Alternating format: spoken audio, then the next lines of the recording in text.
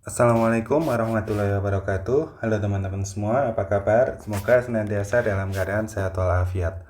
Kembali lagi bersama saya di Math My ID. Kali ini kita akan melanjutkan pembahasan bocoran soal UTBK tahun 2025 pengetahuan kuantitatif di ke-6, hari ke-6 ya. Seperti biasa, saya disclaimer dulu. Jadi untuk informasi ini saya belum bisa memastikan apakah ini benar-benar bocoran soal asli atau bukan. Yang jelas saya dapat dari internet, info-info yang beredar di internet yang katanya ini bocoran dari D6, PKD 6. Meskipun dari informasi sebelum-sebelumnya itu ada juga yang mengatakan, oh ini saya di D4 tapi kok soalnya beda kayak gitu. Nah bisa jadi benar, bisa jadi salah. Terus yang kedua memang dalam satu hari itu memang ada macam-macam soal kayak gitu. Bisa jadi di hari yang sama itu ternyata dapat soalnya itu nggak sama, bisa jadi beda soal kayak begitu. Apalagi nanti kalau beda hari ya kemungkinan teman-teman bisa dapat soal yang berbeda juga. Meskipun dari beberapa hari ini saya amati polanya nanti ya begini-begini aja kayak gitu, model-modelnya seperti ini. Jadi harapannya bisa jadi bahan tambahan buat belajar dan tidak terlalu menghafalkan jawabannya. Jadi semoga teman-teman semua bisa lebih fokus dalam belajar untuk mempelajari topik-topik yang ada di sini. Ya, langsung saja kita mulai dari nomor 1. Jika U min 5 sama dengan 6 dibagi 2/3, nilai U sama dengan titik-titik. Oke, kita ikuti alurnya, berarti U dikurangi 5 sama dengan 6. Nah, pembagian ini bisa kita ubah ke bentuk perkalian. Ke bentuk perkaliannya gimana? Jadi dibalik. Jadi 6 dikali dengan berapa?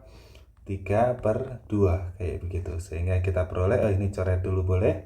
2 sama 6, ini sama-sama bagi 2, hasilnya ini jadi 3. Sehingga kita peroleh nih, U min 5 itu sama dengan 3 kali 3 jadi 9. Sehingga kita peroleh U-nya itu sama dengan 9 plus 5 sama dengan 14. Oke, jadi yang pertama jawabannya U-nya itu sama dengan 14. Kita lanjut ke soal berikutnya, soal nomor 2. Titik P 3, B terletak pada grafik fungsi fx sama dengan x plus 2 per x min 2. Nilai B sama dengan titik-titik. Oke, seperti biasa ya, kalau misal ada titik itu terletak, artinya gimana? Ya, tinggal kita substitusikan. Jadi nanti kita substitusikan, ini x-nya kita ganti dengan 3. Terus B ini nanti akan menggantikan posisinya dari fx. Jadi fx-nya ini kita ganti dengan B. Sehingga jadi apa? Jadi B itu sama dengan berapa ini? 3 ditambah 2. X-nya kan diganti 3. Dibagi dengan 3 dikurangi 2. Sehingga kita peroleh B-nya itu sama dengan berapa? 3 tambah 2 itu hasilnya adalah 5. Dibagi dengan 3 kurangi 2 itu hasilnya adalah 1. Sehingga kita peroleh 5 dibagi 1 itu hasilnya adalah 5. Jadi kita peroleh B-nya itu sama dengan 5. Oke, 1, 2 aman ya, nggak ada yang ditanyakan. Kita lanjut ke soal nomor 3. 10 bilangan yaitu 5, 6, 8, 3, 5, 9, 7, 2, 5, 7 diurutkan dari yang terbesar hingga terkecil. Nah ini yang perlu dinotis, urutannya itu dari apa? Oh ternyata ini dari yang terbesar hingga yang terkecil. Oke, jika M dan N berturut-turut merepresentasikan bilangan pada posisi ketiga dan ketujuh setelah diurutkan, nilai dari 2 kali M ditambah N sama dengan titik-titik. Oke, berarti kita urutkan dulu dari yang paling besar ke yang paling kecil. Paling besar berarti ada 9, terus 9 nggak ada lagi, terus kemudian ada 8, 8 nggak ada lagi, terus 7-nya ada 2, terus berapa lagi? 7 nggak ada, 6-nya ada 1, terus 5, 5, 5, terus berapa lagi?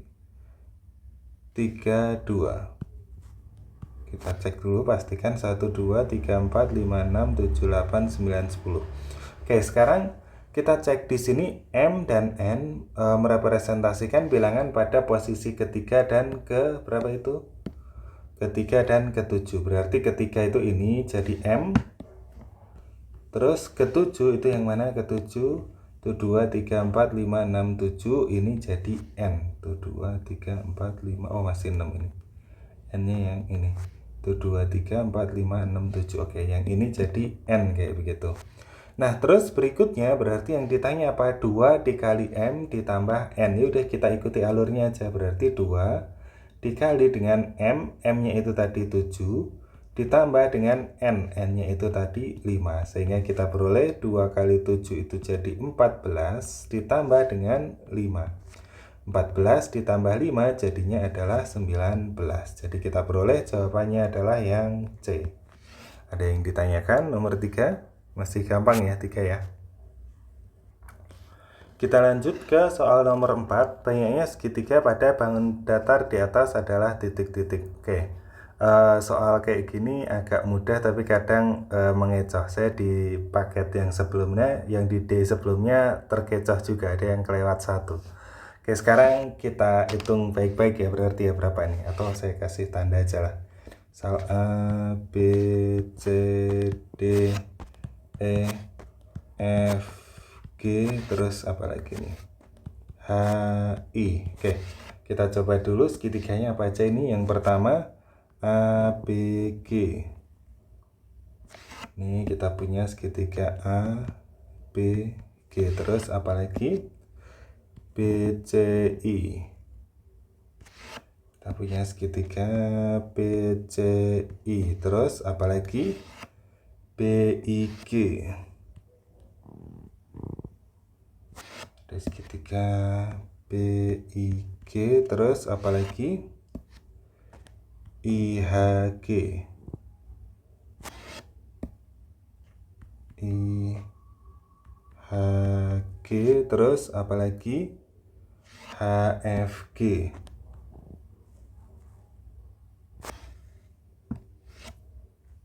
H, F, G. Terus apa lagi nih yang belum? Ini udah, berarti kesini nih. B, C, G. Terus apalagi? Ini udah. C, D, G. C, D, G. Terus habis itu ini D, E, G. D, E, G. Terus ada lagi di mana? Ini. I, F, G ya.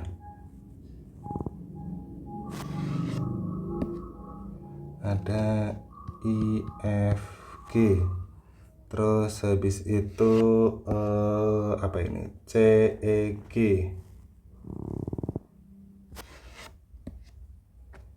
C, E, G. Ada lagi A, C, G.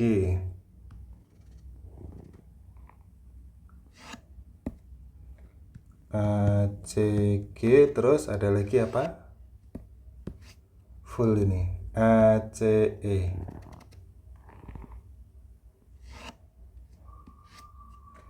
A, C, E. Ada lagi nggak? Nggak ada lagi ya kayaknya. Oke, di sebelumnya saya kepleset di sini. Coba yang mungkin nanti dipastikan teman-teman. Kalau misalnya ada nemu yang lain, bisa disampaikan di komentar. Berarti di sini ada berapa ini? Itu 2, 3, 4, 5, 6, 7, 8, 9, 10, 11, 12. Ada 12 ya. Sehingga ada 12 segitiga. Kita lanjut ke soal berikutnya, soal nomor 5. Untuk setiap bilangan bulat T didefinisikan T, ini kurung apa ini, pokoknya kayak begitulah. T itu sama dengan T min 21 per 7 min T jika T-nya kurang dari 2. 15 min T kuadrat per 2 jika 1 kurang dari T kurang dari 5. 13 min T per T plus 3 jika T lebih dari 4. Nilai dari min 1 ditambah 5, ini apa ya, pokoknya dikurung begini sama dengan titik-titik. Berarti kita cari nilainya dulu seperti biasa ya. Kita cari yang di sini dulu. Berapa ini hasilnya? Kita cek. Ini kalau ada kurung kebalik 5 begini, ini sama dengan gimana? Kita cek 5. 5 itu masuk yang mana? Apakah 5 itu kurang dari 2? Oh, tidak. Apakah 1 kurang dari 5 kurang dari 5? Oh, tidak. Apakah 5 itu lebih dari 4? Oh, iya. Sehingga nanti masuk ke sini. Berarti jadi berapa ini? Jadi 13 dikurangi 5 dibagi dengan 5 ditambah 3. 13 dikurangi 5 itu jadi berapa? Jadi 8 dibagi dengan 5 tambah 3 itu jadi 8 juga. 8 dibagi 8 hasilnya adalah 1. Oke, berarti kita peroleh nih kurung 5 ini hasilnya 1. Berikutnya kita lanjutkan operasinya jadi min 1 ditambah kurung 5 ini tadi hasilnya 1. Sehingga ini kita peroleh berapa ini? Jadi min 1 tambah 1 itu jadi 0. Nah, sekarang kita cek kalau 0 dia masuknya di mana? Apakah 0 itu kurang dari 2? Oh iya benar, berarti 0 kurang dari 2 kita masuk ke yang ini ya. Yang paling atas ini, sehingga jadinya gimana? Kita masukkan aja ini. Berarti T-nya kita ganti 0 jadi 0 dikurang 21 dibagi dengan 7 dikurangi 0. Berarti sama dengan 0 kurangi 21 itu jadi negatif 21 dibagi dengan 7 dikurangi 0 itu 7. Sehingga kita peroleh negatif 21 dibagi 7. Negatif dibagi positif hasilnya adalah negatif, 21 dibagi 7 hasilnya adalah 3. Sehingga kita peroleh hasilnya itu sama dengan negatif 3. Ada yang ditanyakan? Nomor 5. Kita lanjut ke soal berikutnya, soal nomor 6. Grafik fungsi fx sama dengan 2x kuadrat plus 13x plus 9 dan garis gx sama dengan x kuadrat min 33 berpotongan di dua titik berbeda, yaitu P, A, B dan Q, C, D. Garis K melalui kedua titik tersebut. Jika B kurang dari D, nilai A sama dengan titik-titik. Oke, seperti biasa ya. Kalau misal ada dua garis yang saling berpotongan, kata kuncinya dia berpotongan. Kalau berpotongan berarti nanti nilainya fx itu nanti akan sama dengan gx, kayak begitu. Sehingga kita tuliskan fx-nya kan ini nih. Fx berarti 2x kuadrat plus 13x plus 9 ini sama dengan gx. Gx-nya mana ini? X kuadrat min 33. Oke, kita pindah ruas ke kiri semua sehingga kita peroleh 2x kuadrat kurangi x kuadrat berarti jadi x kuadrat. 13x ini nggak ada temennya plus 13x. Nah, plus 9, nah ini kan min 33 pindah ke kiri jadi plus, jadi 9 ditambah 33 hasilnya berapa? 42 sama dengan 0. Sehingga kita peroleh berapa ini? Kita faktorkan dulu. Memfaktorkan itu gimana? Kita buat dulu kurungannya, ini x sama dengan 0. Nah, terus kita cari dua angka, kalau dikali itu nanti hasilnya jadi 42. Kalau ditambah jadinya yang tengah ini jadi 13. Berapa sama berapa? Dikali jadi 42 ditambah jadi 13. Berapa? Iya, 7 dengan 6 kayak gitu. Kalau x plus 7, x plus 6. 7 kali 6 itu hasilnya 42. 7 tambah 6 hasilnya 13. Sehingga kita peroleh ini kalau formalnya itu harusnya x plus 7 sama dengan 0, berarti x-nya sama dengan negatif 7, atau x plus 6 sama dengan 0, atau x-nya ini sama dengan negatif 6. Ini kalau formalnya kayak begitu. Cuman biasanya seringnya kalau udah biasa habis x plus 7 itu ya udah berarti x sama dengan min 7 kayak gitu. Oke, sekarang kita udah dapat nih kedua nilai x-nya. X-nya sama dengan min 7 atau x-nya sama dengan min 6. Kita cari y-nya. Kalau x-nya sama dengan min 7, berarti gx-nya, kalau x-nya sama dengan min 7, berarti g-nya, g min 7 sama dengan, sebenarnya bebas sih, masuk ke f boleh, masuk ke g boleh. Cuman kebetulan di sini nanti kelihatannya fungsinya lebih enak kalau masuk ke G. Jadi saya masukkan ke G. Jadi G min 7 sama dengan min 7 kuadrat dikurangi 33. Negatif 7 kuadrat negatif. Nah, kalau kayak begini ya, hati-hati, negatif 7 dikuadratkan dengan negatif 7 kuadrat. Kalau yang dikurung kayak begini, ini nanti hasilnya 49. Tapi kalau negatif 7 kuadrat begini, ini nanti hasilnya adalah negatif 49. Oke, hati-hati ya, bedakan ya yang kayak begini ya. Oke, negatif 7 kuadrat dikurangi dengan 33. Berarti berapa? 49 kurangi 33. 9 kurangi 3, 6. 4 kurangi 3, 1. Berarti 16. Oke, terus berikutnya kalau X-nya itu sama dengan berapa ini? Negatif 6 ya. Berarti kita peroleh G negatif 6 itu sama dengan berapa? Ya, kita masukkan negatif 6 kuadrat dikurangi 33. Negatif 6 kuadrat, negatif 6 kali negatif 6 itu hasilnya positif. 6 kali 6 itu jadi 36 dikurangi dengan 33. Sehingga kita peroleh berapa? 36 kurangi 33 yaitu 3. Sehingga kita peroleh titiknya, kedua titik potongnya itu berapa aja? Oke, saya geser dulu. Yang pertama dari yang atas itu kita peroleh negatif 7. Negatif 7 pasangannya 16. Terus kemudian negatif 6 pasangannya 3 kayak begitu. Nah, terus di sini ketentuannya ini kan berarti nanti di antara dua ini ada kandidat, bisa ini A, ini B, ini C, ini D, atau sebaliknya. Bisa jadi ini A, ini B, ini C, ini D kayak begitu. Berarti kandidat B sama D itu nanti yang ada di sini nih. Bagian Y-nya ini calon kandidat B atau kandidat D. Nah, ketentuannya B-nya itu harus kurang dari D. Berarti kita pilih nih yang lebih kecil yang mana? Yang lebih kecil yang bawah. Sehingga nanti ini 3 ini jadi B, 16 ini jadi D kayak begitu.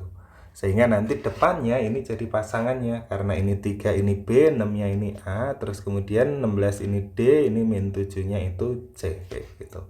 Sehingga kita peroleh A-nya itu sama dengan berapa? A-nya sama dengan, oh ya ini negatif 6, maaf. Negatif 6 bukan 6. Oke, A-nya itu sama dengan negatif 6. Ada yang ditanyakan? Kita lanjut ke soal berikutnya, soal nomor 7. Gradien garis K sama dengan titik-titik. Masih ingat nggak garis K itu apa? Garis K adalah dari cerita tadi di atas, garis K adalah garis yang melalui kedua titik potong Fx dengan Gx. Nah, terus di soal sebelumnya tadi kita udah dapat nih titik potongnya itu ada di P sama Q dengan P-nya itu min 6,3, Q-nya itu min 7,16. Sehingga kita peroleh untuk menentukan gradien, masih ingat nggak? Berarti kan garis K itu melalui titik P sama Q min 6,3 dan min 7,16. Nah, untuk menentukan gradien rumusnya apa? M sama dengan Y2 dikurangi Y1 per X2 dikurangi dengan X1. Sehingga kita peroleh berapa ini? Y2 dikurangi Y1. Berarti kita anggap ini sebagai ini nih. Ini X1, ini Y1, ini X2, ini Y2. Kenapa harus begitu? Kalau dibalik boleh nggak? Boleh dibalik, yang penting asal konsisten. Jadi misalnya saya pakai ini sebagai X2, ini wajib sebagai Y2. Kalau ini saya pakai X1, ini kita wajib kita anggap sebagai Y1 kayak begitu. Jadi nggak boleh X1-nya min 6, Y1-nya nanti 16. Nah, itu nggak boleh. Oke, sekarang yaudah deh, udah terlanjur begini, kita ikuti begini aja ya. Berarti nanti M-nya itu Y2 dikurangi Y1, Y2-nya itu jadi 16, dikurangi Y1-nya itu 3, dibagi dengan X2-nya itu min 7, negatif 7, dikurangi dengan negatif 6. Sehingga kita peroleh berapa ini? 16 dikurangi 3 itu hasilnya adalah 13. Dibagi dengan negatif 7 dikurangi negatif 6. dikurangi min itu nanti jadi plus. Jadi negatif 7 ditambah 6. Negatif 7 ditambah 6 itu hasilnya adalah negatif 1. Sehingga kita peroleh gradiennya 13 dibagi negatif 1. Positif dibagi negatif itu hasilnya adalah negatif 13. Sehingga kita peroleh gradien garis K adalah negatif 13. Oke, ada yang ditanyakan nomor 7? Masih bisa ya ini ya. Kita lanjut ke soal berikutnya, soal nomor 8. Persamaan garis yang sejajar dengan garis K dan melalui negatif 1,3 adalah titik-titik. Oke, ini masih berkaitan dengan soal nomor 6, 7 lagi, tadi, ini sekarang nomor 8. Persamaan garis yang sejajar dengan garis K. Persamaan garis yang sejajar itu gimana? Misalnya ini saya punya garis K, terus di sini ada garis lain, ini garis L. Misal garis K, ini garis L, kayak begitu. Jadi dua garis yang saling sejajar, kayak begitu, garis yang saling sejajar. Nah, hubungannya apa? Kalau ada dua garis yang saling sejajar, nanti hubungannya M2 sama dengan M1. Atau di sini yang akan kita cari, jadi kan yang kita udah punya min 13, ini kan gradien garis K, ibaratnya kayak begini. Gradien garis K itu min 13, kita butuh gradien garis L. Nah, kebetulan kalau ada dua garis yang saling sejajar, nanti gradiennya, gradien L ini nanti akan sama dengan gradien garis K. Sehingga kita peroleh gradien garis L itu nanti sama dengan berapa? Sama kayak gradien K tadi, sama dengan negatif 13. Oke, sekarang kita udah dapat nih gradien garis L-nya. Yang ditanya adalah persamaan garis. Untuk menentukan persamaan garis, gimana caranya? Rumusnya masih ingat? Apa? Ya, Y dikurangi Y1 sama dengan MX dikurangi X1. Nah, karena ini kebetulan sejajar, jadi udah gradiennya nggak masalah. Kalau kelewat, ketukar, dimasukkan yang gradien K, oh kebetulan sama, nggak apa-apa. Oke, nanti kalau misalnya beda, misalnya dia tegak lurus, jangan sampai ketukar ya. Dipastikan dulu gradiennya itu milik garis yang bersesuaian. Oke, terus kita masukkan di sini Y min Y1 sama dengan MX min X1. X1 sama Y1 itu kita ambil dari titik yang dilalui. Jadi kan titiknya yang dilalui kan ini nih, melalui min 1,3. Berarti ini X1-nya itu min 1, Y1-nya itu 3. Sehingga kita peroleh berapa ini? Kita masukkan. Y dikurangi Y1-nya itu 3 sama dengan M. M-nya berapa ini? M-nya tadi negatif 13 dikali X dikurangi X1-nya itu ini negatif 1. Sehingga kita peroleh Y min 3 sama dengan min 13 X ditambah 1. Kemudian kita kali ke dalam yang kanan. Y min 3 sama dengan min 13 kali X jadi min 13X. Min 13 dikali 1 jadi min 13. Oke, sekarang kita udah dapat persamaannya, tinggal menyesuaikan bentuknya.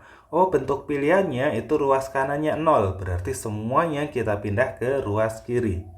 Berarti jadi gimana ini? Jadi Y min 13X pindah ke kiri jadi plus 13X. Terus kemudian min 13 pindah ke sini jadi plus 13. Jadi min 3 ditambah 13 berarti jadi plus 10 sama dengan 0. Sehingga kita peroleh persamaannya Y plus 13X plus 10 sama dengan 0. Jawabannya yang C.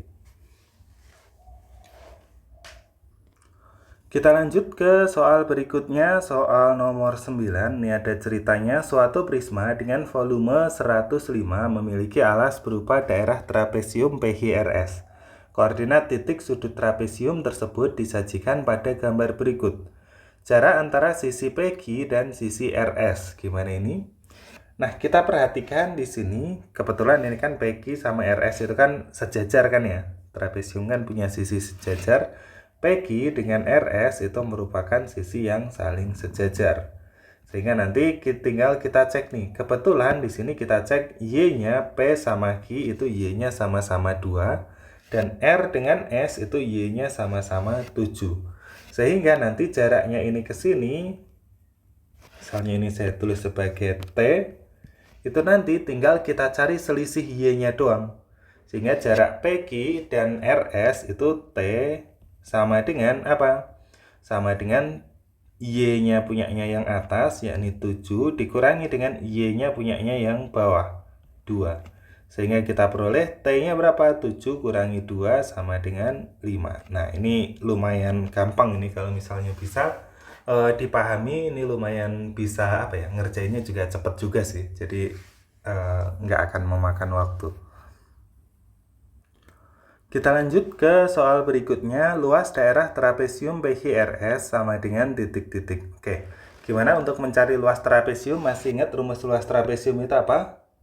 Ya, rumus luas trapesium itu sama dengan atas ditambah bawah dikali dengan tinggi dibagi dengan 2. Oke, sekarang saya tulis dulu deh rumusnya. Berarti luas itu sama dengan atas ditambah bawah dikali tinggi dibagi dengan 2. Oke, sekarang kita cari tahu dulu panjangnya yang atas berapa ini. Nah, karena kebetulan ini kan Y-nya udah sama-sama 7, berarti nanti yang menentukan panjangnya itu nanti tinggal kita lihat X-nya doang. X-nya di sini berapa? 4 sampai 10. Berarti nanti panjang atasnya itu 10 dikurangi 4.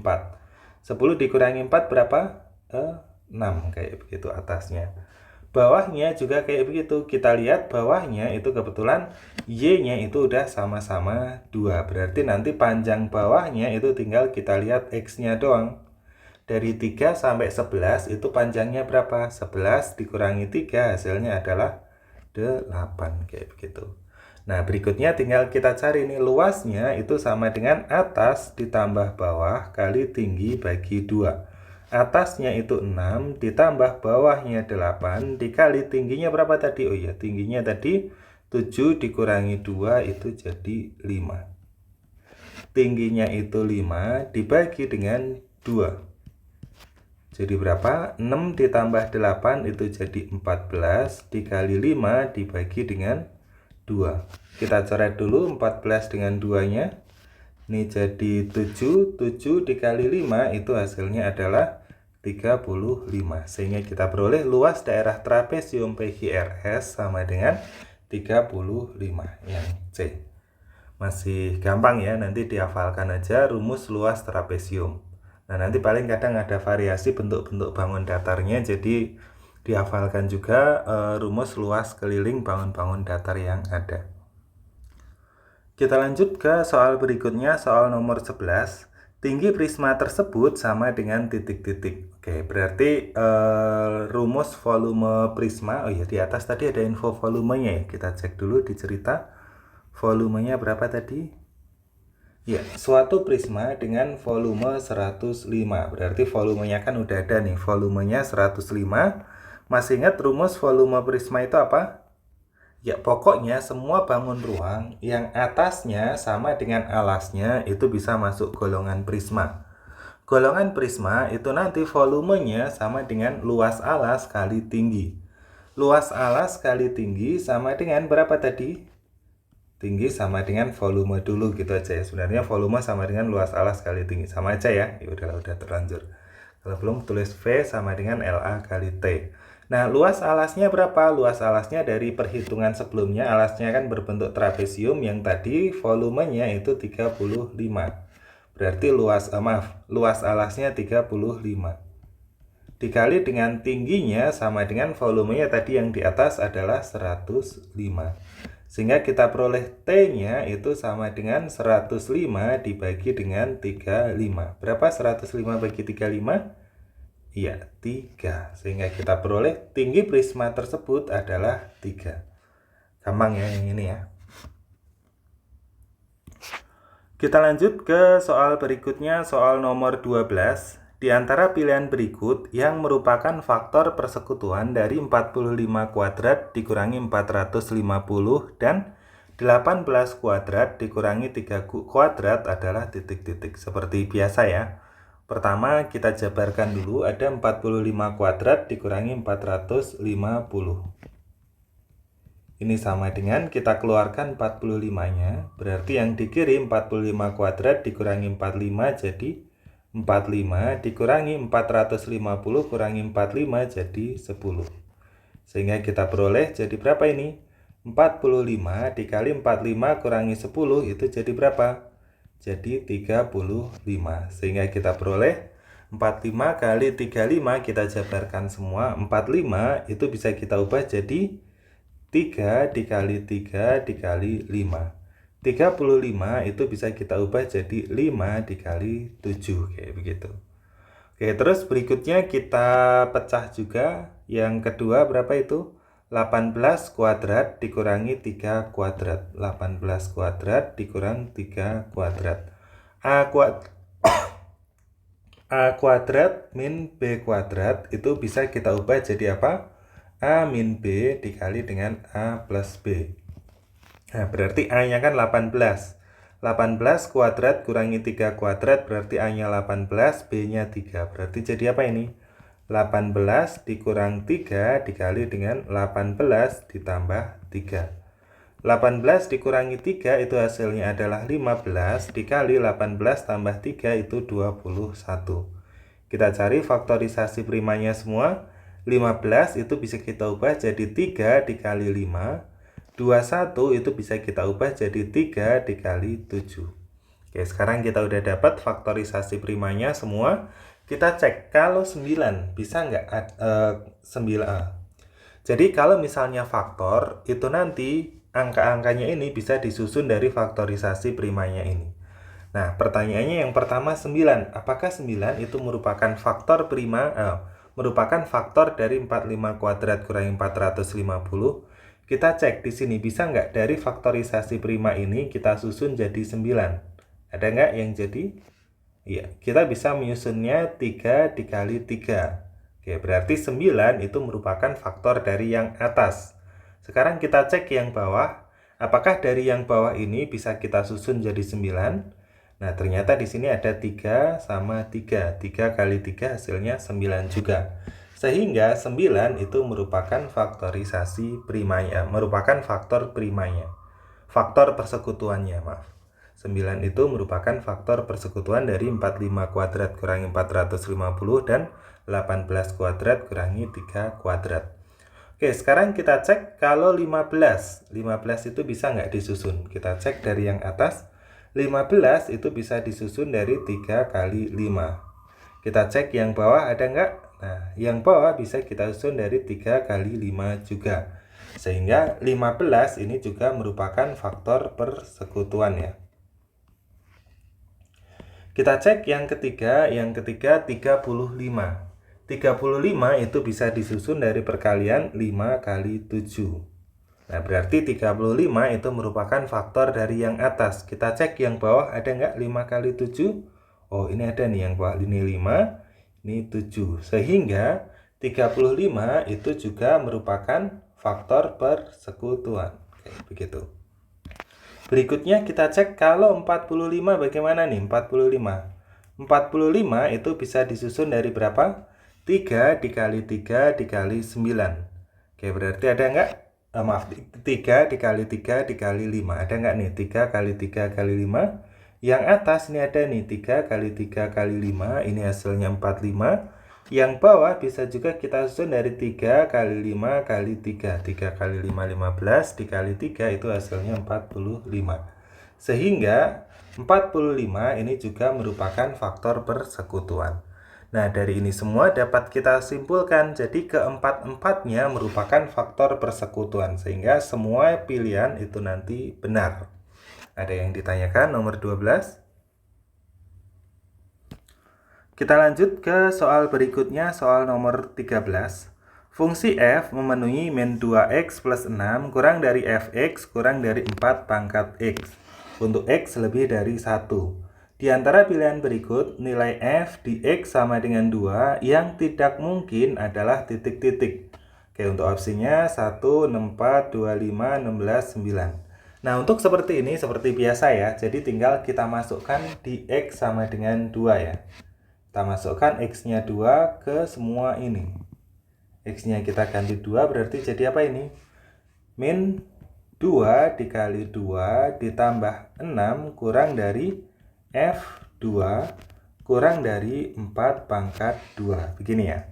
Negatif 2 dikali 2 itu hasilnya negatif 4 ditambah 6 kurang dari F2 kurang dari 4 pangkat 2 hasilnya adalah 16. Negatif 4 tambah 6 itu jadi 2 kurang dari F2 kurang dari 16. Kayak gitu. Jadi nanti nilai F2 itu ada pada interval antara 2 sampai 16. Oke, berarti kita cek masing-masing. Yang pertama, kalau F2-nya 64, mungkin nggak? Oh, jauh banget ini nilainya antara 2 sampai 16. 64 ini terlalu jauh. Terlalu jauh, sehingga ini nggak mungkin. Sekarang kita cek, kalau 25, nah ini kan antara 2 sampai 16. Berarti 25 nggak mungkin ada di tengah-tengahnya. Ini berarti nggak mungkin. Yang ketiga 16. Wah, gimana ini?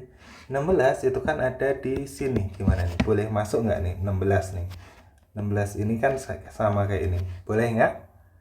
Nah, karena di sini tandanya itu nggak ada garis bawahnya, berarti meskipun di sini pas 16, nanti dia nggak akan masuk interval. Beda cerita kalau di sini ada kayak begininya. Kalau ada garis bawahnya kurang dari atau sama dengan 16, ini 16 ini bisa masuk. Cuman karena di sini nggak ada, sehingga 16 ini tidak mungkin ya.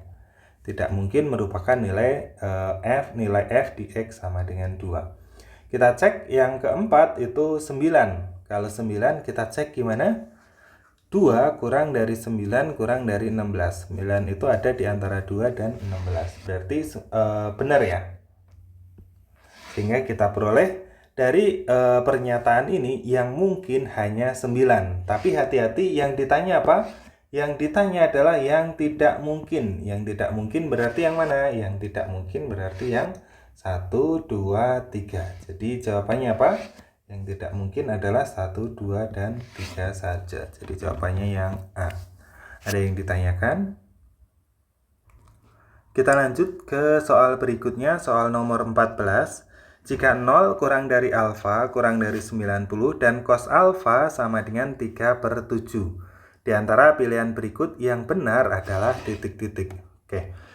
Karena dari komentar-komentar kemarin kayaknya banyak yang kebingungan ya di trigonometri kayak begini. Saya review dikit materinya tentang trigonometri, seenggaknya yang berhubungan untuk menjawab ini. Jadi untuk bahasan yang pertama itu biasanya yang masih kesulitan cara menentukan sisi depan samping miringnya. Nah, sebelum menentukan depan samping miring, kita tentukan dulu posisi sudut alfanya. Posisi sudut alfa itu bebas kita menempatkannya di mana, tapi yang penting nggak boleh di siku-sikunya. Berarti misalnya di sini alfanya saya taruh di sini. Yang paling gampang ditentukan pertama itu adalah sisi miring. Sisi miring itu adalah sisi yang nggak kena sudut siku-siku. Berarti yang ini nih. Ini jadi sisi miringnya. Oke, kayak begitu. Ini miring. Nah, terus untuk menentukan sisi depan, nah yang namanya depan ya depan sudutnya. Sudutnya ke sini nih. Di sini nih alfanya di sini. Sehingga depannya kemana ini? Set ke depan. Set. Nah, ini berarti ngarahnya ke sini.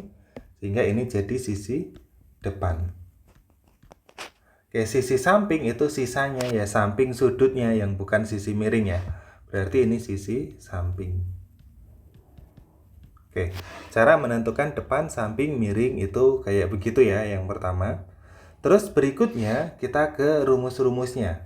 Ada rumus sin, cos, tan di sini. Sin itu rumusnya apa?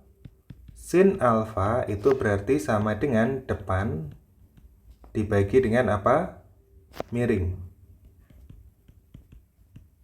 Kalau cos alfa itu rumusnya apa? Samping dibagi dengan miring. Kalau tan alfa itu nanti rumusnya apa? Tan alfa itu nanti sama dengan depan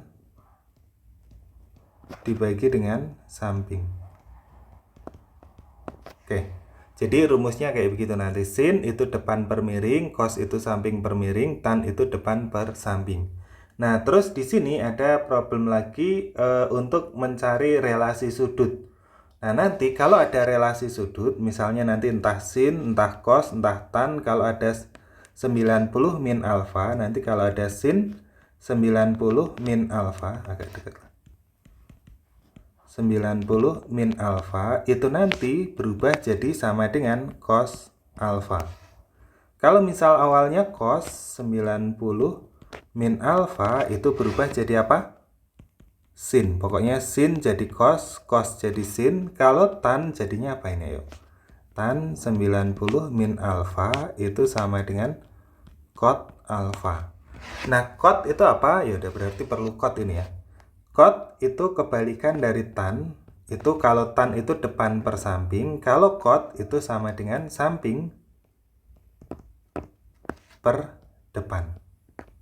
Oke, rumusnya kayak begitu ya. Nah, sekarang kita lihat soalnya. Yang pertama, diketahui 1 per sin alfa. Oh ya, ini dulu. Diketahui cos alfa itu sama dengan 3/7. Nah, sekarang gimana cara kita mencari ukuran? Kita bebas ngasih ukuran berapapun. Yang penting nanti cos itu tadi kan samping per miring itu harus jadi 3/7. Misalnya kalian pengen gabut, sampingnya dikasih 3 miliar, miringnya 7 miliar juga nggak apa-apa, sama aja. Cuman biasanya biar gampang kita pilih angka yang kecil-kecil aja. Berarti kalau cosnya 3/7 berarti ya sampingnya kita isi 3, miringnya kita isi 7, kayak begitu. Nah, terus depannya gimana? Untuk mencari depan kita pakai Pitagoras. Pitagoras itu rumusnya, masih ingat nggak? Rumusnya itu sebenarnya A kuadrat plus B kuadrat sama dengan C kuadrat. Dengan C-nya itu sisi miringnya, atau kalau saya sesuaikan di sini nanti depan kuadrat ditambah samping kuadrat itu sama dengan miring kuadrat, kayak begitu. Nah, artinya kalau ditanya selain miring, pokoknya yang paling panjang kan miring. Kalau ditanya selain miring, nanti Pitagorasnya itu tinggal dikurangkan, kayak begitu. Misalnya di sini yang ditanyakan depan nih. Berarti depan kuadrat itu sama dengan miring kuadrat dikurangi dengan samping kuadrat. Miringnya berapa? Miringnya itu 7 dikurangi sampingnya itu berapa? 3. Sehingga kita peroleh 7 kuadrat itu 49 dikurangi 3 kuadrat itu 9. Sehingga kita peroleh depannya, depan kuadrat ya, depan kuadrat itu 40. Sehingga kita peroleh depan kuadrat biar jadi depan doang itu jadi di akar. Berarti jadi akar 40. Sehingga kita peroleh depannya itu jadi akar 40. Nah, sekarang udah dapat depan samping miringnya, tinggal kita cek masing-masing. 1 per sin A, kita cari dulu sin A-nya berarti berapa? Sin alfanya? Sin alfanya sama dengan sin itu depan per miring, berarti akar 40 per 7. Berarti kalau 1 per sin alfa itu tinggal kita balik. Sebenarnya 1 per akar 40 per 7. Atau bisa juga tinggal kita balik. Jadi apa? Jadi 7 per akar 40. Sehingga yang pertama ini benar. Kita cek yang kedua, tan alfa itu sama dengan akar 40 per 3. Tan alfa, tan itu tadi apa rumusnya? Tan itu sama dengan depan per samping. Depannya itu akar 40, sampingnya itu 3. Sehingga kita peroleh tan alfanya akar 40 per 3, gini ya. Sehingga pernyataan kedua ini juga benar. Sebenarnya sih nomor 3 itu udah pasti benar sih kalau pernyataan kayak gini. Jadi nomor 3 itu tinggal di skip aja. Pokoknya 3 itu ngikut nomor 1. Cuman ya nggak apa-apa lah karena kita belajar. Kita cek dulu. Kita bandingkan cos alfa dengan sin alfa. Cos alfa kita bandingkan dengan sin alfa. Nah, tadi kita udah punya cos alfa itu 3 per 7. Sedangkan sin alfa itu tadi berapa sin alfa? Sin alfa itu akar 40 per 7. Nah, kalau ada bentuk akar kayak begini, cara bandinginnya gimana? Ya, kita jadikan akar dua-duanya. 3 itu sama dengan akar 9 per 7. Dapatnya akar 9 dari mana? 3 itu kan sama dengan akar 3 kuadrat. Begitu kan ya? Oke, seperti itu intinya ya. Akar 9 per 7. Kalau akar 40 ya udah kita biarkan akar 40 per 7. Nah, berarti hubungannya apa? Akar 9/7 dengan akar 40/7, mana yang lebih besar? Lebih besar akar 40/7. Sehingga ini kurang dari, kurang dari, kurang dari. Sehingga pernyataan ketiga benar kan? Cos alfa kurang dari sin alfa. Berikutnya cos 90 min alfa. Cos 90 min alfa kita pakai relasi yang ini. Cos 90 min alfa itu sama dengan sin alfa. Sama dengan sin alfa. Sin alfa itu nilainya berapa? Tadi kan udah ada tuh. Sin alfa itu sama dengan akar 40/7. Sehingga pernyataan keempat ini salah. Jadi yang benar nomor berapa aja? Nomor 1, 2, dan 3 saja yang benar, yang A ya. Kita lanjut ke soal berikutnya, soal nomor 15. Segi 4 EFGH merupakan persegi panjang dengan EF sama dengan 4, FG sama dengan 3. Daerah persegi panjang EFGH memiliki keliling K1, titik A terletak pada sisi FG sehingga keliling daerah segitiga AEF sama dengan K2. Kayaknya familiar ya. Kayaknya udah pernah ya ini di hari sebelumnya. Nah ini tumben, kayaknya pertama kalinya saya menyadari ada soal yang sama. Oke, kita cek berarti gimana? Kita buat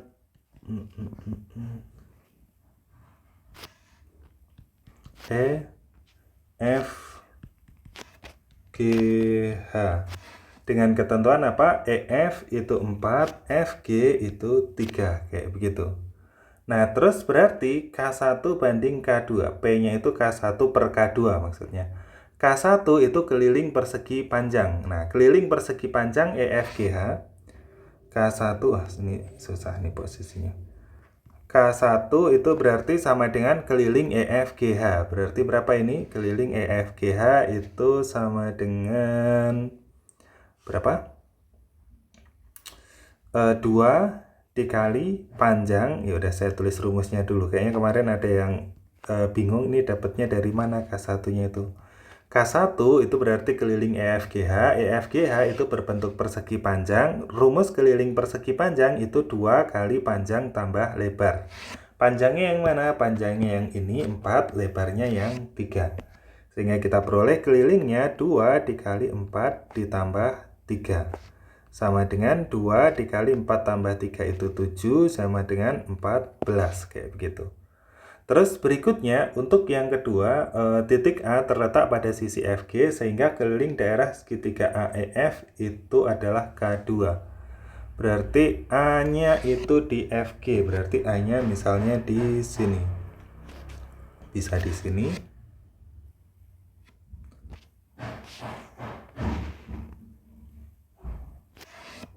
Oke, berarti nanti AEF-nya bisa kayak begini.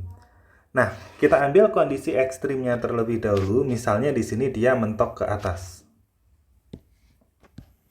Mentok ke atas begini, berarti nanti maksimum keliling K2 nanti akan seperti ini. A-nya itu nanti berimpit dengan G di sini A-nya.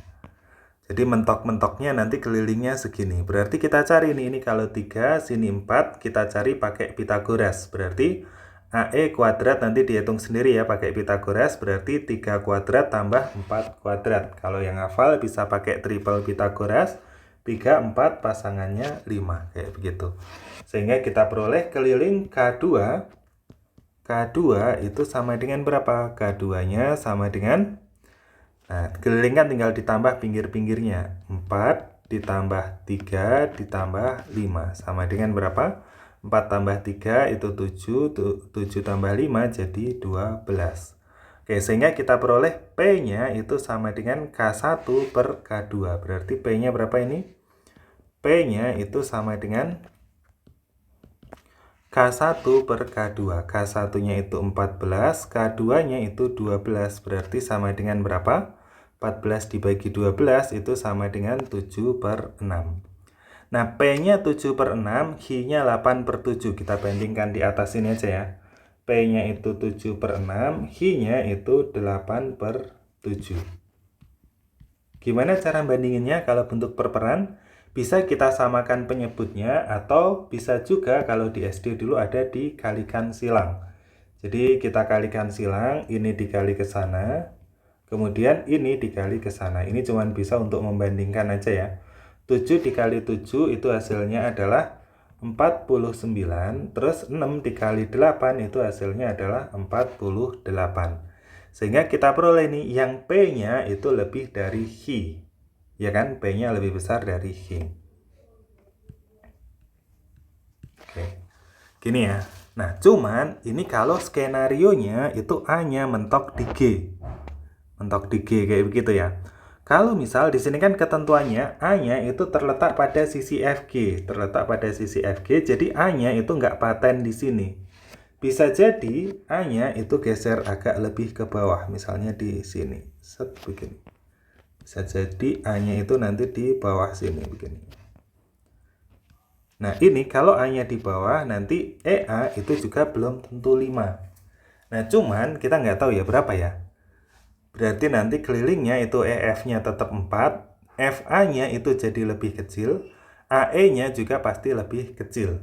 Nah, berarti di sini nanti keliling 2-nya itu kita nggak tahu pastinya, tapi pasti tidak tahu berapa pas angkanya, tapi yang pasti itu kurang dari, berapa tadi?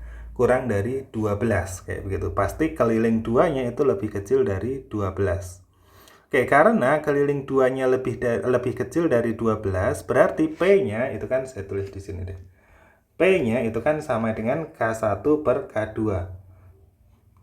K1-nya itu tadi 14 per 12 kayak gitu. Kalau 14 per 12 itu tadi ternyata hubungannya P kurang dari Hi.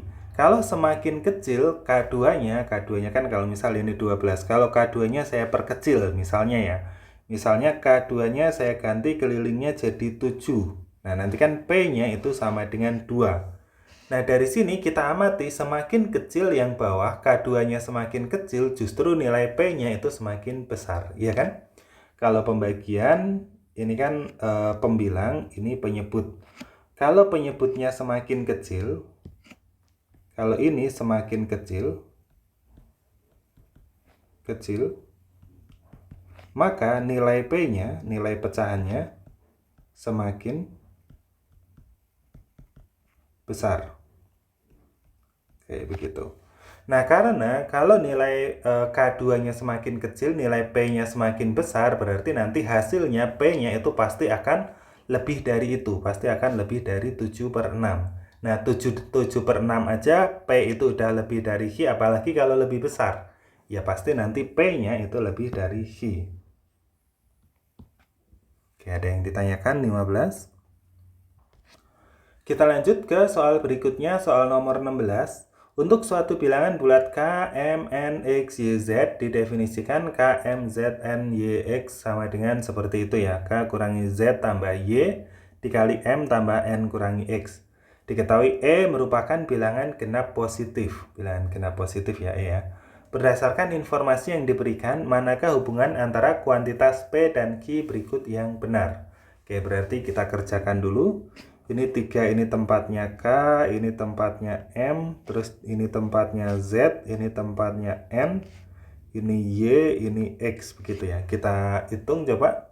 Berarti ini sama dengan K, K-nya itu berapa tadi? K-nya 3 dikurangi Z, Z-nya 1 ditambah Y, Y-nya itu E, dikali dengan M, M-nya itu 1 plus N, N-nya itu 2 dikurangi X, X-nya itu E, kayak begitu. Sehingga kita peroleh berapa ini? 3 kurangi 1 itu jadi 2 plus E dikali dengan 1 tambah 2, 3 dikurangi E. Kok serasa dejavu ya ini ya? Oke, berarti kita peroleh P-nya itu 2 plus E dikali dengan 3 min E. Oke, taruh mana ya? Ya udah, taruh di sini. P itu sama dengan 2 plus E dikali dengan 3 min E. Nah, pertanyaannya apakah 2 plus E kali 3 min E itu lebih dari 5? Nah, gimana ini? Kalau nggak ada syarat sama sekali, kita nggak bisa memastikan. Tapi di sini ada informasi apa ini? E merupakan bilangan genap positif. Kita coba bilangan genap positif yang paling kecil dulu. Kita coba kalau E-nya 2, E-nya sama dengan 2, maka P-nya berapa ini? P sama dengan 2 plus 2 dikali dengan 3 dikurangi 2. Jadi berapa? 2 plus 2 itu 4, dikali 3 kurangi 2 itu 1. Jadi 4 kali 1 itu 4. Oh, ternyata P-nya kurang dari Hi. Kita coba naikkan lagi kalau E-nya itu bilangan genap berikutnya setelah 2 itu 4. Berarti P-nya itu sama dengan 2 plus 4 dikali dengan 3 dikurangi 4. 2 plus 4 itu 6, dikali 3 kurangi 4 itu negatif 1. 6 dikali negatif 1 itu sama dengan negatif 6. Nah, ternyata kalau kita pakai E-nya 2, itu kesimpulannya P kurang dari Hi. Terus kalau kita pakai E-nya 4, ternyata P juga masih tetap kurang dari Hi. Kalau kita coba makin tinggi, E-nya ternyata hasilnya P-nya itu makin kecil.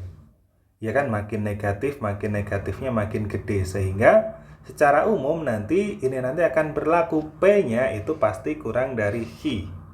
Jadi jawabannya adalah yang B ya. Kuantitas P kurang dari Hi. Ada yang ditanyakan? Kita lanjut ke soal berikutnya, soal nomor 17.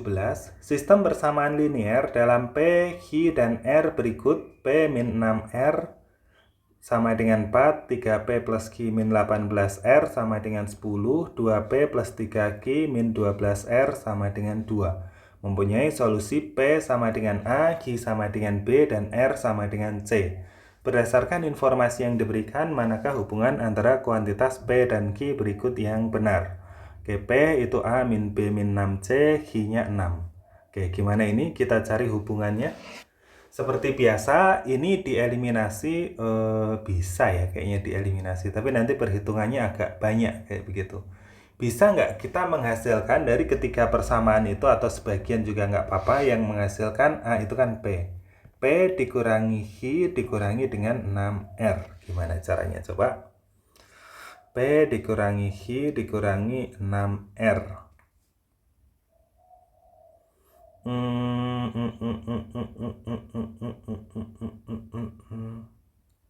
Kalau misal atau kelipatannya dulu juga nggak apa-apa. Kok susah ya ini. Kita coba persamaan 2 dan 3 coba. 3P plus Q min 18R. 3P plus Q min 18R sama dengan berapa? Sama dengan 10. Terus yang kedua, 2P plus 3Q min 12R sama dengan 2. Ini kalau saya kurang jadi berapa ini? 3P dikurangi 2P itu jadi P, Q dikurangi 3Q itu jadi min 2Q, min 18R kurangi min 12R. Berarti sama kayak min 18 tambah 12. Jadi berapa? Negatif 6R sama dengan 10 dikurangi 2, hasilnya adalah 8. Bentar, kok belum menuju tanda-tanda. Kalau misal saya padukan dengan persamaan 1, coba. P min 2Q min 6R sama dengan berapa itu? 8. Kalau dengan persamaan 1, P dikurangi 6R sama dengan berapa ini? 4. Kalau ini dikurang, dapat Hi-nya nanti ya. Oh, kenapa nggak ditambah aja ya? Coba. Kalau ditambah, berarti ini jadi berapa ini? P tambah P jadi 2P. Terus kemudian gimana ini? 2 min 2Q ditambah bawahnya nggak ada, masih tetap min 2Q. Min 6R tambah min 6R jadi min 12R. Sama dengan 8 tambah 4 jadi 12. Udah kelihatan belum nih? Dan nih, udah hampir dapet nih. Nah, ini semua kalau saya bagi 2 tuh kan kelihatan kalau dibagi 2. Jangan-jangan ada yang belum bisa lihat nih. Kalau saya bagi 2, ini jadi berapa? Jadi 2P dibagi 2 jadi P, 2Q bagi 2 jadi Q, 12R bagi 2 jadi 6R. Sama dengan 12 dibagi 2, hasilnya 6. Sehingga kita peroleh P min Q min 6R itu sama dengan 6. Atau A min B min 6C itu sama dengan 6. Kenapa? Nah, itu tadi ya, gara-gara informasi P sama dengan A, Q sama dengan B, R sama dengan C. Sehingga kita peroleh P-nya itu sama dengan 6. Jadi hubungannya apa? P-nya 6, Q-nya 6. Nah, tumben-tumbenan ini kuantitas P sama dengan Q yang C. Ada yang ditanyakan? Kita lanjut ke soal nomor 18. 6 bilangan bulat positif yaitu 4, 7, 3, 2, 5N memiliki rata-rata 4, 2 per 3. Jika modus dari ke-6 bilangan tersebut ditambah rata-ratanya adalah 70 per K, nilai dari K adalah titik-titik. Oke, 6 bilangan bulat positif memiliki rata-rata 4, 2 per 3. Berarti kita ikuti alurnya saja. Mencari rata-rata itu gimana? Tinggal kita tambahkan dibagi banyak datanya. Berarti ada 4 tambah 7 ditambah 3 tambah 2 tambah 5 ditambah N dibagi berapa ini? 1, 2, 3, 4, 5, 6. Dibagi 6 itu sama dengan berapa? 4, 2 per 3. Kita kali silang. 6 dikali 4, 2 per 3. Gimana ini caranya? Ini sama kayak 6 dikali 4 ditambah 6 kali 2 per 3. 6 dikali 4 itu hasilnya adalah 24 ditambah 6 kali 2 per 3. Ini berarti 2 kali 2, 4. Nanti sama dengan 28. Bisa juga menghitung kayak begini atau dijadikan pecahan biasa dulu juga boleh. Jadi berapa itu? 3 kali 4, 12 tambah 2 jadi 14. Kayak gitulah intinya. Oke, berarti yang atas ini kita jumlahkan. 4 tambah 7 jadi 11, 11 tambah 3 jadi 14, 14 tambah 2, 16, 16 tambah 5, 22. 22 plus N sama dengan berapa ini tadi hasil perkaliannya? 28. Sebentar, ini 10, 14, 14 tambah 2, 16. Oh maaf, ini salah hitung. 11 tambah 3, 14, 14 tambah 2, 16, 16 tambah 5, 21. Oke, 21 plus N sama dengan 28, sehingga kita peroleh N-nya itu sama dengan 28 kurangi 21 jadi 7. Oke, sekarang kita udah dapat N-nya 7, terus jika modus dari ke-6 bilangan tersebut ditambah rata-ratanya, modusnya berarti berapa ini tadi? N-nya kan 7 nih. Sehingga kita tahu nih, 7-nya itu ada 2, jadinya yang lain cuma 1, sehingga kita peroleh modusnya itu sama dengan 7. Rata-ratanya berapa? Rata-ratanya sudah ada 4, 2 per 3. Sehingga jika modus dari ke-6 data tersebut ditambah rata-ratanya, modusnya 7 ditambah 4, 2 per 3 sama dengan K per 70 per K. Tumben K-nya di bawah. Oke, sehingga kita tambahkan 7 ditambah 4 itu jadi 11, 2 per 3 itu sama dengan 70 per K. Kalau ini mending kita jadikan pecahan biasa dulu aja. 11, 2 per 3 itu sama dengan berapa?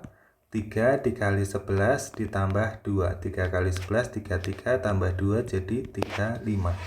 Berarti 11, 2 per 3, 3 kali 11 itu dari sini ditambah 2 yang di atas ya. Jadi 35 per 3 sama dengan 70 per K. Kok nggak muat? Oke. Berarti jadi berapa ini? Kita kali silang. Berarti jadi 35K itu sama dengan 70 dikali 3. Nggak usah kita kalikan dulu. K-nya itu sama dengan 70 kali 3 per 35. Kita coret dulu. Jadi berapa ini?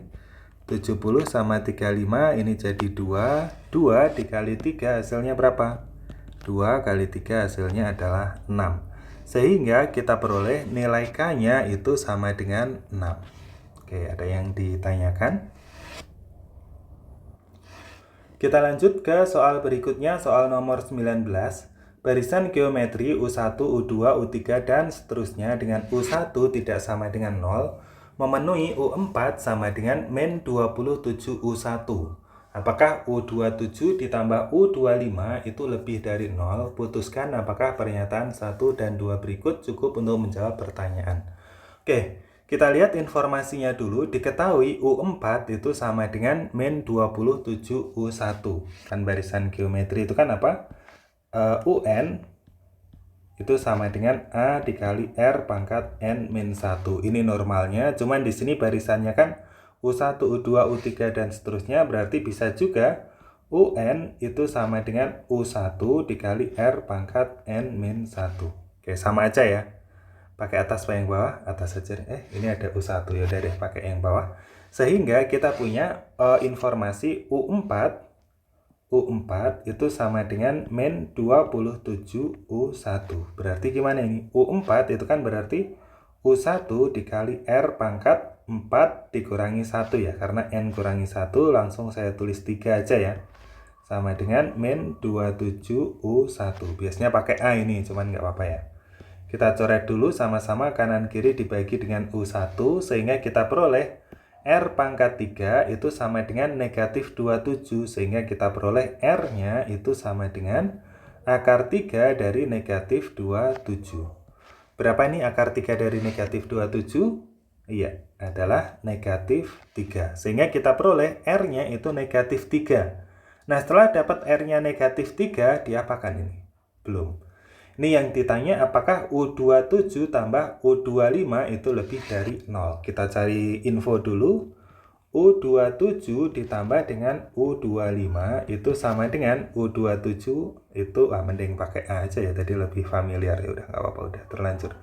U27 itu sama dengan U1 dikali dengan R pangkat 27 kurang 1 jadi 26. Ditambah dengan U25 itu berarti apa? U1 dikali dengan R pangkat 25 kurangi 1 jadi 24 kayak begitu. Sehingga ini bisa kita sederhanakan jadi apa ini? Ini kan sama-sama kita keluarkan U1 dikali R pangkat 24 dikali, nah kita pakai sifat distributif. Ini dibagi ini hasilnya apa? U-nya kan habis, terus R pangkat 26 dibagi R pangkat 24 tinggal nyisa R pangkat 4 ditambah ini dibagi ini hasilnya adalah 1. Sehingga kita peroleh U27 tambah U25 itu sama dengan U1 kali R pangkat 24 dikali R pangkat 4 plus 1. Oke, karena di sini kebetulan pernyataannya itu pakai U25 semua, U1 kali R pangkat 24 itu sama kayak apa? U25 ya. R pangkat 4 plus 1 kayak begini. Nah, karena kebetulan R-nya itu kan negatif 3, sekalian aja deh. Kita olah dulu biar nanti lebih dekat.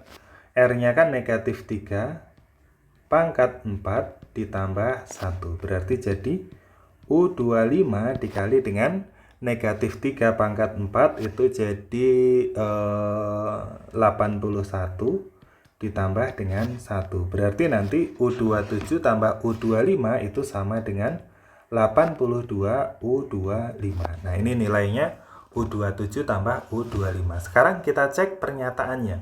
Kalau kita punya pernyataan pertama, U25 kurang dari 0. Nah, kalau U25 itu negatif, kalau kita pakai pernyataan pertama, U25 itu kurang dari 0, berarti ini udah jelas nih. U27 ditambah dengan U25 itu sama dengan 82 U25. Nah, karena U25-nya itu kurang dari 0, ini positif, 82 kan positif, dikali U25 itu kurang dari 0 itu negatif, positif dikali negatif hasilnya negatif. Nah, karena negatif itu berarti pasti kurang dari 0. Sehingga pernyataan pertama saja itu udah cukup untuk menjawab. Kalau kita pakai pernyataan kedua saja, U25 lebih dari negatif 5. Nah, karena U25 itu lebih dari negatif 5, bisa saja U25-nya itu negatif 4. Misalnya U25-nya itu sama dengan negatif 4. Kalau kita masukkan berarti U27 ditambah U25 itu sama dengan Nah ini tinggal 82 dikali negatif 4, atau kita ambil yang kecil aja deh, negatif 1. 82 dikali negatif 1 berarti sama dengan negatif 82. Negatif 82 ini kurang dari 0. Tapi bisa juga U25-nya itu sama dengan 1. Kan ini 1 juga lebih dari 5 kan? Sehingga U27 ditambah dengan U25 sama dengan 82 dikali U25. U25-nya kan 1 berarti sama dengan 82. Ini lebih dari 0. Sehingga kalau kita pakai pernyataan 2 itu kita belum mendapat konsistensi. Bisa kurang dari, bisa lebih dari. Sehingga kalau pakai pernyataan 2 saja itu belum cukup. Sehingga kesimpulannya pernyataan 1 saja cukup untuk menjawab, tapi pernyataan 2 saja tidak cukup untuk menjawab yang A. Ada yang ditanyakan?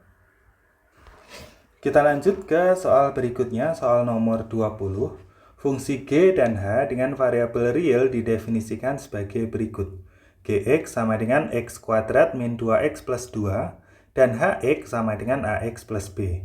Untuk bilangan bulat A dan B tertentu, apakah terdapat bilangan real C sehingga GC dikurangi HC sama dengan 0? Putuskan apakah pernyataan 1 dan 2 berikut cukup untuk menjawab pertanyaan. Oke, sekarang kita lakukan analisis. Nah, ini modelnya agak beda ya. GC dikurangi HC sama dengan 0, meskipun intinya nanti ya sama aja.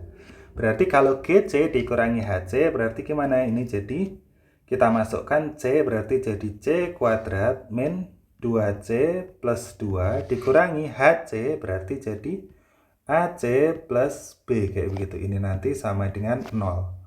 Sehingga kita peroleh, kita jabarkan dulu C kuadrat min 2C plus 2 dikurangi AC dikurangi B itu sama dengan 0. Sehingga kita peroleh berapa ini?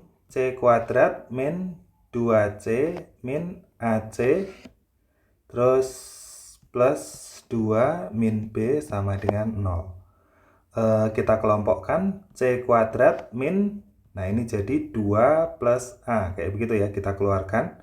Dan nanti kalau dibuka kurungnya kan jadi min 2 min A C, kayak begini. Ditambah 2 min B sama dengan 0. Nah berikutnya, ini kan bentuk persamaan kuadrat. Persamaan kuadrat itu kan kalau ada persamaan kuadrat AX kuadrat plus BX plus C sama dengan 0, nanti dia akan punya penyelesaian jika D-nya itu lebih dari atau sama dengan 0. D itu apa? D itu sama dengan B kuadrat min 4AC itu harus lebih dari sama dengan 0 agar punya penyelesaian kayak gitu. Nanti kalau D-nya kurang dari 0 itu tidak punya penyelesaian. Kalau dia punya penyelesaian, artinya ada yang memenuhi GC, ada bilangan real C, sehingga GC dikurangi HC itu akan sama dengan 0, kayak begitu ya. Oke, berarti kita analisis sekarang gimana ini, apakah nanti kalau kita pakai pernyataan 1, apakah kita bisa menjamin hasilnya akan konsisten di D lebih dari sama dengan 0 atau di D kurang dari 0. Kalau udah konsisten, meskipun masih ada banyak kemungkinan, itu udah bisa disimpulkan. Oke, sekarang kita cek pernyataan pertama. Kalau kita pakai pernyataan pertama, oh ya, kita belum ini ya, belum bikin D-nya. D itu sama dengan apa tadi? D itu sama dengan B kuadrat min 4AC. Nah, kemudian ABC-nya dari mana? ABC, hati-hati di sini dirancukan karena ada ABC yang lain. Berarti A-nya itu koefisien dari C kuadrat. B-nya itu koefisien dari C. C-nya itu yang sendirian, 2 min B. Sehingga kita peroleh D-nya itu sama dengan min 2 plus A kuadrat dikurangi 4 dikali 1 dikali C-nya itu 2 min B, kayak begitu. Sehingga kita peroleh, nah ini kan min dikuadratkan jadi positif ya, 2 plus A kuadrat dikurangi 4 dikali 2 min B. Ini yang 2 plus A kuadratnya saya rekomendasikan untuk nggak dijabarkan saja, soalnya nanti lebih gampang kayak begini kita menghitungnya. Kemudian dikurangi 4 kali 2 8, terus min 4 kali min B jadi plus 4B. Sehingga kita peroleh D-nya itu sama dengan 2 plus A kuadrat dikurangi plus 4B min 8. Oke, dibolak-balik sama aja ya. Aduh, udah nggak ada yang space. Kita geser ke bawah ya. Oke, ini rangkumannya dari yang tadi. Nah, di sini nanti kita pakai kedua pernyataan ini untuk menjamin apakah D ini nanti hasilnya selalu positif, selalu non-negatif, atau selalu negatif. Oke, kita coba masukkan kalau misal kita pakai pernyataan pertama, A-nya itu lebih dari sama dengan 0 dan B-nya itu lebih dari sama dengan 1. Apakah ini udah bisa menjamin? Kita coba kalau A-nya lebih dari sama dengan 0, kita ambil yang pas di batasnya terlebih dahulu deh. Berarti kalau kita pakai pernyataan 1, misalnya saya pilih A-nya itu sama dengan 0, B-nya itu sama dengan 1, kayak begitu. Nah, sebenarnya A-nya berapapun nanti hasilnya pasti positif sebenarnya. Yaudah, kita masukkan berarti D-nya ini berapa? Kalau A-nya 0, B-nya 1, A-nya 0 berarti jadi 2 ditambah 0 kuadrat dari sini, ditambah dengan 4 dikali 1 kurangi 8. 2 tambah 0 itu jadi 2 kuadrat berarti jadi 4 ditambah 4 dikurangi 8. Berarti D-nya itu nanti jadi 0. Nah, kalau D sama dengan 0, diskriminannya 0, itu kan dia masih punya penyelesaian. Sehingga masih akan ada C yang memenuhi. Kayak begitu. Kalau A-nya naik berapapun, itu nanti pasti hasilnya makin besar kan. Ini kan soalnya kan 2 plus A.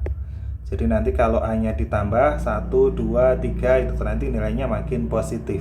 Begitu pula B-nya, kalau B-nya ditambah semakin besar, misalnya 1, 2, 3, dan seterusnya, itu nanti akan semakin positif. Sehingga kita peroleh kalau kita pakai pernyataan 1 saja, kita udah bisa menyimpulkan nanti akan ada bilangan real C yang memenuhi itu ya. FC kurangi GC sama dengan 0, kayak begitu ya. Jadi pernyataan 1 saja cukup untuk menjawab.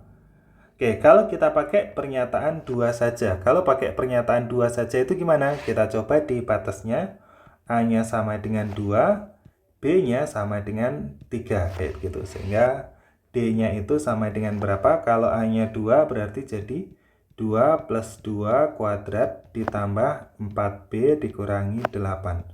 2 tambah 2, 4 kuadrat jadi 16 ditambah 4B-nya tadi 3 ya. Tambah 12 dikurang 8. Jadi berapa? 16 tambah 12, 28 kurangi 8 itu jadi 20. Nah, ini D-nya itu positif, lebih dari 0. Oke. Nah, kalau kita lihat di sini B-nya kan kurang dari sama dengan 3, berarti B-nya kan bisa makin mengecil. Nah, di sini kan ada 4B. Kalau 4B, B-nya semakin kecil, nilainya akan makin kecil juga. Jadi ada kemungkinan ini nanti nilainya bisa negatif. Kita coba yang lain, misalnya B-nya itu saya kasih negatif berapa ya? Negatif 4 coba.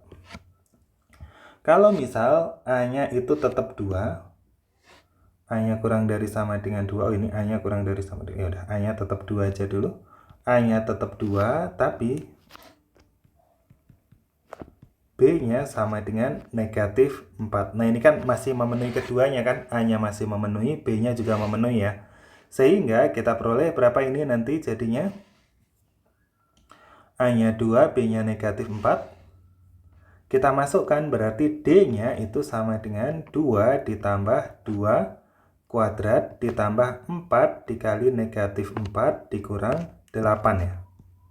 Jadi berapa? 2 tambah 2, 4 kuadrat jadi 16 dikurangi 4 kali 4 itu 4 kali min 4 itu jadi min 16. Kemudian dikurangi 8. Jadi berapa ini? 16 kurangi 16 kurangi 8 jadi negatif 8. Nah, ini negatif 8 itu kurang dari 0, kayak begitu. Sehingga kalau kita pakai pernyataan kedua saja, itu kita masih belum mendapatkan konsistensi, masih bisa berubah-ubah. Kadang bisa positif, kadang bisa negatif. Kalau positif itu punya penyelesaian, kalau negatif itu nggak punya penyelesaian. Sehingga kalau kita pakai pernyataan 2 saja itu belum cukup untuk menjawabnya. Sehingga bisa kita simpulkan jawabannya apa? pernyataan 1 saja cukup untuk menjawab, tapi pernyataan 2 saja tidak cukup untuk menjawabnya. Oke, mungkin cukup sampai sekian dulu untuk pembahasannya. Kalau misal teman-teman ada yang kesulitan mungkin bisa didiskusikan. Oh ya, saya lebih butuh ini sih sebenarnya. Kalau teman-teman punya paket yang lain yang belum saya bahas, mungkin bisa dikirimkan di mathmyid@gmail.com untuk nanti berikutnya jadi bahan saya untuk saya bahas berikutnya. Soalnya belakangan ini saya kayaknya kelewat yang PK keempat kalau nggak salah. Atau keberapa ya lupa, saya nanti bisa dicek kembali. Oke, terima kasih kepada teman-teman yang sudah mengirimkan. Mungkin ada yang belum saya bahas karena nggak full. Jadi kalau ada yang full, ada yang nggak, saya prioritaskan bahas yang full satu paket dulu. Jadi mungkin kalau ada teman-teman yang mengirim tapi belum kebahas, ya mohon maaf. Semoga teman-teman semua diberi kemudahan dan kelancaran dalam menjalankan ujian. Semoga diberikan kelancaran ketika tes dan bisa diterima di kampus impian, bisa diterima di pilihan pertamanya sehingga bisa selangkah mendekatkan kalian ke cita-cita kalian. Oke, cukup sekian dulu dari kakak. Apabila ada kurangnya mohon maaf. Dari akhirul kalam, wassalamualaikum warahmatullahi wabarakatuh.